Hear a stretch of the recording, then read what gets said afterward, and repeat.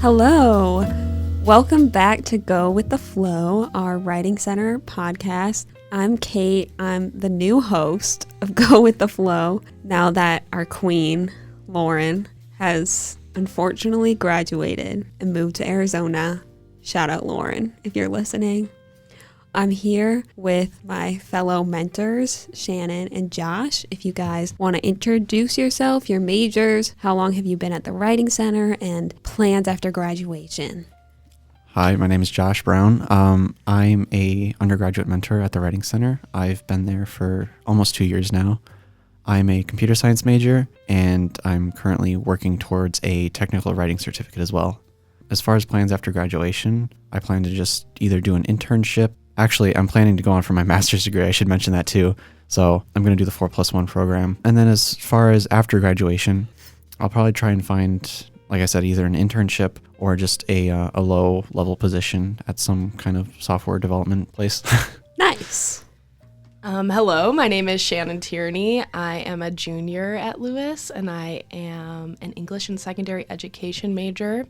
This is my second semester at the Writing Center, my first semester as a paid mentor. I am planning to just try and go straight into the education field after graduation. I want to teach high school, hopefully juniors and seniors mainly, but I'm open to honestly anything. I also will be doing like field work next semester, so I'll actually be in the classroom for the first time, which is very exciting for me. Yes, that is very exciting. I'm Kate. My major is English with a concentration in literature and language. I've been at the Writing Center for 4 semesters, and my plans after graduation is to hopefully get a master's in library science and be a librarian. So I thought today we could talk about our writing process in case any listeners out there are having a hard time starting their papers. How do you start? How do you revise? Do you outline? All that. I can start us off. When it comes to writing, I know starting is the hardest part, and then the rest usually just is a lot easier to follow. So for me, when I'm about to begin a new paper, I will at least try to write out what is going to be happening in my body paragraphs of my paper. It might not be detailed. It can literally be bullet points, a couple words about it, but just seeing it like listed out helps me understand what I'm planning to write about and what needs to happen like within my paper to help me get my point across. And then I'll start on my introduction, and hopefully it'll flow a little easier when I understand what I'm going to be writing about. Mm-hmm. Yeah, as far as my writing process, I don't really care for doing outlines. That's just my personal preference. I usually just start writing whatever comes to mind. It doesn't have to be anything perfect. It's just whatever thoughts I have, I just get it down on the page. And then as far as like a revised draft later on, I can always go back, fix sentences, add new ideas, add more supporting material or information, whether that comes from sources or other places. I agree. I don't really do an outline, and I also don't write an introduction first. I just go straight into the body paragraphs. So like I have a general idea of what I want the paper to be about, but then I just kind of let whatever I'm saying in the body paragraphs. And if I have a question that stems from something I answered in one body paragraph, I can just go with the flow from there and then write my intro after I do all that. I was wondering what you guys do to combat writer's block. When I get writer's block, it's kind of hard for me to get out of because I'll just sit there and stare at the page and wonder what I'm supposed to write next. But I think when it comes to my writing, because I don't do a lot of like you guys are English majors, so you're doing a lot of writing on literature or other sources or materials related to your fields. But for me, it's a lot of technical writing, so a lot of times it has to do with like software or some kind of computer sciencey stuff.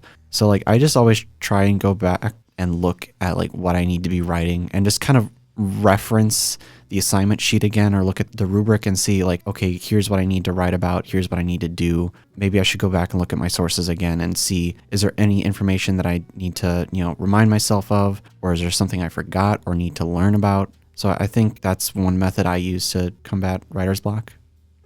Well, I don't get writer's block. No, I'm just kidding.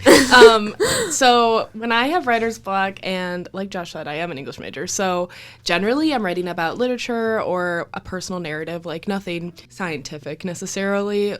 So a lot of times I feel like the information that I'm trying to put out there is kind of right in front of me. If it is a literature narrative, like the book is a great resource, obviously. But when I really do get writer's block, to avoid sitting there and staring at the page, I will try to, get up, take a walk, do something else, like watch a video, just anything to kind of separate myself from the writing, at least for a little bit, because me staring at the page is not going to put words on it. And that is definitely something I've had to teach myself, because there have been times in the past where I will sit in front of the computer or in front of my notepad and just stare at it until I get some sort of idea.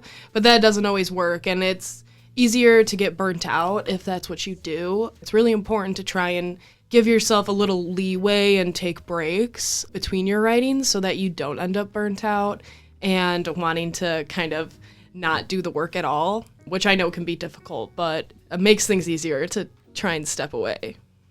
I was experiencing writer's block with the paper I was writing, and I think in order to combat it, I will look at summaries of the book or the piece I'm reading just to refresh my mind, because usually I'm writing an analysis or arguing something, so I'm focusing on a hyper-specific part of the book or the story. So I try to look at the big picture of what's happening, if that makes sense. So I have a fun question. So true. Less academic question. Lighthearted. Yeah. For our last question. Lauren asked everyone what their favorite children's book was. So I wanted to ask, what's your favorite book to movie or series adaptation? See, I have a couple on my list, but most of them are manga to anime adaptations. So don't pin me as a weeb. But if I had to pick something other than that, I would probably have to say either the main series of the Hunger Games or the prequel book, which I don't know if anybody's read or seen the movie for, The Ballad of Songbirds and Snakes, which I really like those stories. I rewatched the entire Hunger Games franchise annually. It's so good. That was going to be my answer. You stole my answer. Sorry. I'm just kidding. So growing up, my favorite series was the Percy Jackson series. And I don't know if you guys have seen the films. They're not great. With Logan Lerman? Yeah. They're, in my opinion, not great compared to the books. But I think as standalone films, they are pretty good. But then the show that recently came out on, was it HBO? Disney Plus. Or Disney Plus, so good. I think it's pretty accurate to the books, which I very much enjoyed. So, I think that's the first one that could come to mind right now. There's a lot of controversy between book to movie adaptations. Yeah. It's very difficult. And then I'll just throw one in as a reverse. The Dead Poets Society is one of my favorite films of all time. Oh, yeah. And then they wrote a book book afterwards, which I think is very interesting. And there is a lot in the book that is a little bit different from the film, and it holds a lot of substance. So I think on the opposite end of the spectrum, that's pretty good. I haven't read the book. Recommend. I'll have to do that. But yeah, Hunger Games is definitely my answer. But I also love Little Woman, the Greta Gerwig version. I saw it 4 times in theaters because I'm cray-cray. So good. It's fair. All right. Well, thanks, guys, for joining me on my first podcast. Before we end, I thought we should talk about the different appointment types we offer at the Writing Center, if you both would like to explain them. Yeah, so we offer a variety of appointment types. The one that we recommend personally is in-person appointments. You can come to the Writing Center. It's on the first floor of the LRC.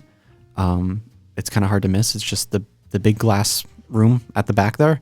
You can go to WC Online for the schedule, and you can see all of the availability that we have.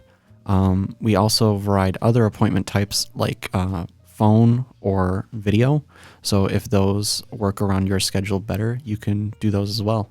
And then we also provide extended project support appointments for either students who are in graduate level classes, or they just have a paper that, maybe goes for the whole length of a semester and they're just slowly working on it. They can schedule one of those appointments and we can gradually help them on that assignment. The other appointment that we offer is online responses, and basically you submit your paper to the Writing Center and one of our mentors will take a look at it on their own, read through it, leave comments and suggestions in the margins, and then send it back to you for you to rework on your own. We do recommend in-person appointments overall, just because you get that connection and ability to have a conversation with the mentor. But online responses are great if you are, extremely busy. I know students work, have a lot of homework to do, and don't always have time to come down to the Writing Center. So it can be a good option if you are very busy.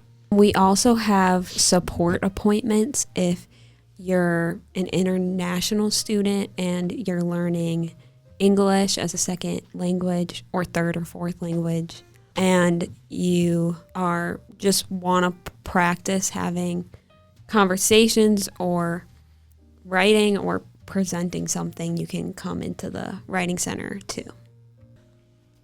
Well, thank you for listening to the podcast. This is Go with the Flow. I'm Kate, taking over for Lauren because she's in Arizona. We miss you, Queen. Thank you, Shannon and Josh, for joining me, my fellow mentors. Thanks. Thank you for having us. You're welcome. And also shout out to Tom Harless because he said I need to say the word slay on this podcast. So I just said it.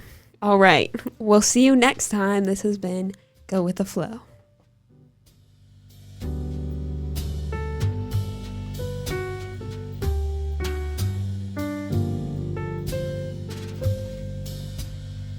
The views, thoughts, and opinions expressed are the speaker's own and do not represent the views, thoughts, and opinions of Lewis University.